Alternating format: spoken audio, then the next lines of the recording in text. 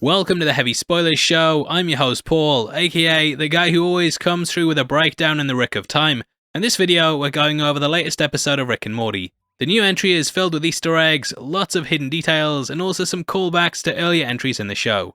Now the episode is called Final Decimation, which took me about 20 goes to get right, and this Jerry and Rick theme-centered entry has a lot going on with it. Obviously, the title refers to the Final Destination film franchise, in which characters that cheated death were slowly taken out by it one by one. The franchise was all about trying to change your future, or in this case, your fortune. The entry is very fortune cookie based, and it has a company in it called Fortune 500, which is an annual list published by Fortune magazine that documents the top 500 corporations. Now we start off at a Panda Express with the Smith-Sanchez family just having some delicious chow mein. Before you say that sounded racist, you can ask the waiter how they say it. We also hear that Morty and Summer have changed Rick's ringtone to the taxi theme due to it trending on TikTok.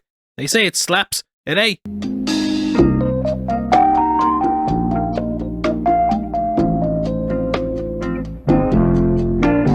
It does, and this is actually used as the music that goes over the credits at the end, as well as the shootout scene in the Panda Express. At this point we watch Rick use Dr. Octopus arms, which shoot out of his back.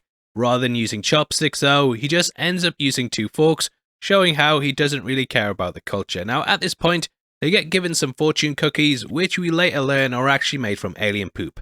The Fortune 500 company actually use a creature who has the power to turn entropy into fate. It takes chaos from the universe and digests it, pulling in the unknown towards the known. The end results of this lead to the fortunes inside the cookies being guaranteed, and because of this, there's no escaping them. Most of them are pretty straightforward, with Beth and Morty's even being the same. Both talk about family time and how it's time well spent, which ties into them going to the zoo. However, this then leads into the ultimate family time for Jerry, which is of course sex with his mother. Jerry's mum first appeared in Anatomy Park all the way back in season 1, and in this episode we see more of her than I'd like to. Now from here we cut to the titles, however in this video we cut to the bit where I beg you to hit the thumbs up button and do a like, comment, share, subscribe combo so I don't have to get a proper job. After I've done that bit, I'll be hitting you with the jingle for the Heavy Spoilers Show, which goes like this.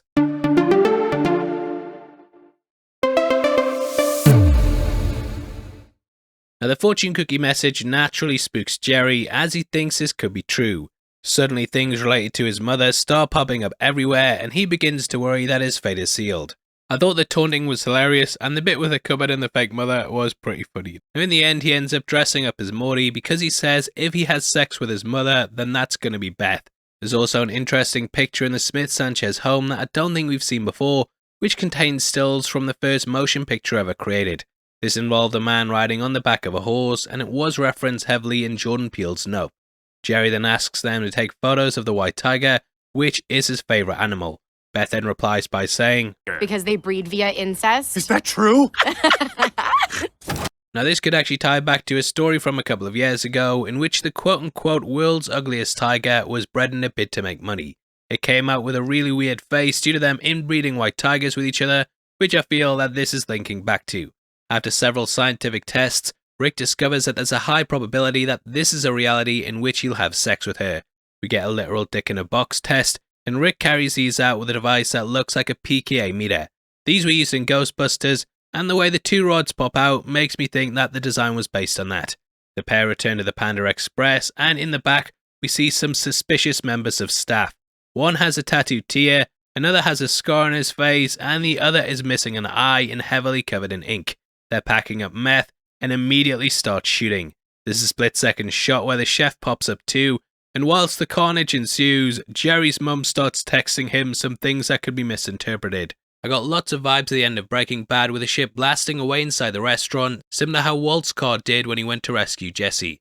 The restaurant is of course also a meth front, similar to how Gustavo Fring was running one with Los Pollos Hermanos. It's all just one big misunderstanding though, and they then get given directions to Fortune 500. I thought the retina scan was hilarious with spiders also going over Jerry's eyes, like it was something pulled out of Minority Report. At this point, Rick surveils the area using a mechanical eye that pops out of his head. This is obviously pulling from shows like Inspector Gadget, and we've seen these devices used on things like fingers throughout the entire family. In Season 3 Episode 5 we saw that his other eye could transform into a target, and a nice little joke here was that it made him lose his depth perception. Anyway, the area is littered with cameras, and disabling all these would draw more attention to them than just dressing in costume. Eye of Thundara, give me suits beyond suits! Now this is a callback to Thundercats, in which the Eye of Thundara used to give sight beyond sight. The Eye of Thundara, a Thundercat's in danger. Sword of Omens, give me sight beyond sight. Rick ends up donning a suit and sunglasses, which the character also wore in the Oh Mama music video with Run the Jewels. Great music video and song, so definitely go check it out. Very good visuals. There's also a clear reference to Sailor Moon with Jerry's transformation. I love when they do little nods to stuff like this, and Rick even says how they can constantly use this over and over if he ever becomes this assistant again. Sailor Moon obviously kept reusing animations, and they even end up reusing it at the end of the episode. Ironically, Jerry ends up wearing his normal clothes anyway, so it was completely pointless him getting changed in the first place. They also blend into the wall, which was used as a trick that we saw Rick do all the way back in the decoy episode. We can also see a little cursor appears on this, and this is exactly how the clone tool appears when you use Photoshop. Turns out there's a massive conference that highly successful world leaders are in attendance at. Bezos? Bill Gates? Prime Ministers? Weirdly, Billy Zane is also here. Here we meet the CEO, who reminded me a lot of Sharon Stone. Turns out she built the company from the ground up, and this happened after an alien crashed into her backyard.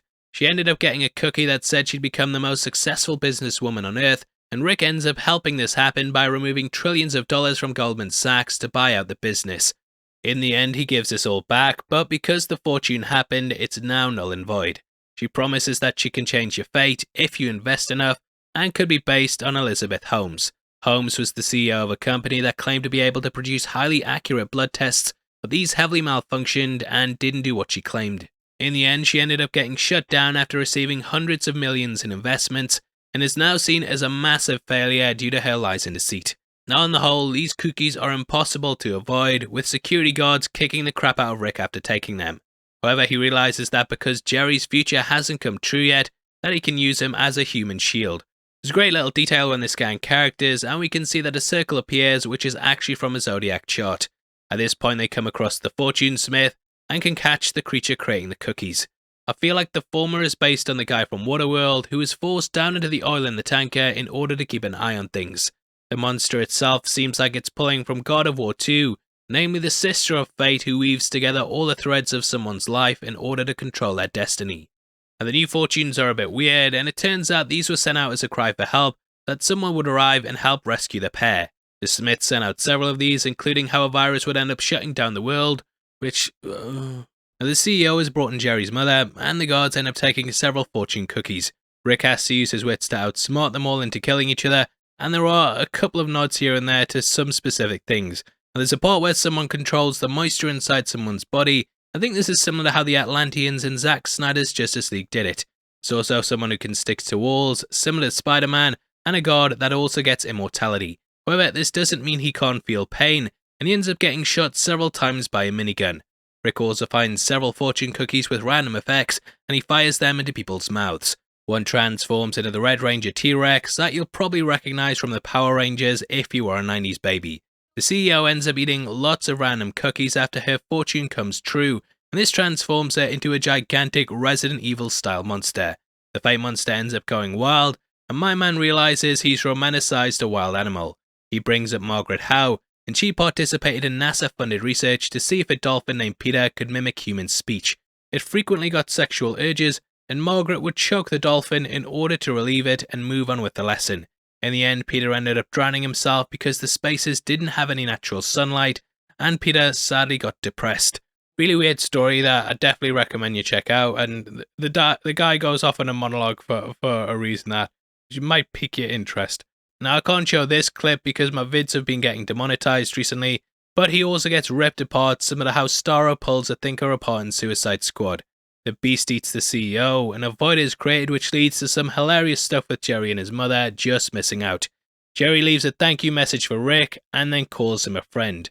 Turns out Rick was immortal until he made a new friend, and Jerry has now robbed him of this power. The real friends were the ones we made along the way though, and deep down, I do think they like each other. Anyway, we cut to the post-credits stinger, which leads us to the zoo and see people eating zebra food. Everyone ends up eating it, and it ties back to the beginning of the episode when they made fun of Jerry for doing the same. This warning makes Morty super confused over what to do, and he realizes that it's a human zoo. Anyway, that ends the episode, and this was another one that I really enjoyed. Lots of weird incest stuff going on this season, but overall, I had a good time with it, and I hope you enjoyed the video too. We are in a competition right now, giving away 3 copies of Thor: Love and Thunder on the 15th of October, and all you have to do to be on the chance of winning is like the video, make sure you subscribe with notifications on, and drop a comment below with your thoughts on the episode. We pick the comments at random at the end of the month, and the winners of the last one are on screen right now, so if that's you, then message me on Twitter at HeavySpoilers. If you want something else to watch, then make sure you check out our breakdown of House of the Dragon, which will be linked on screen right now. We've gone over the entire thing, talked about the book differences, Easter eggs, and definitely head over there right after this. But out of the way, thanks for sitting through the video. I've been Paul, let's see you in the next one. Take care, peace.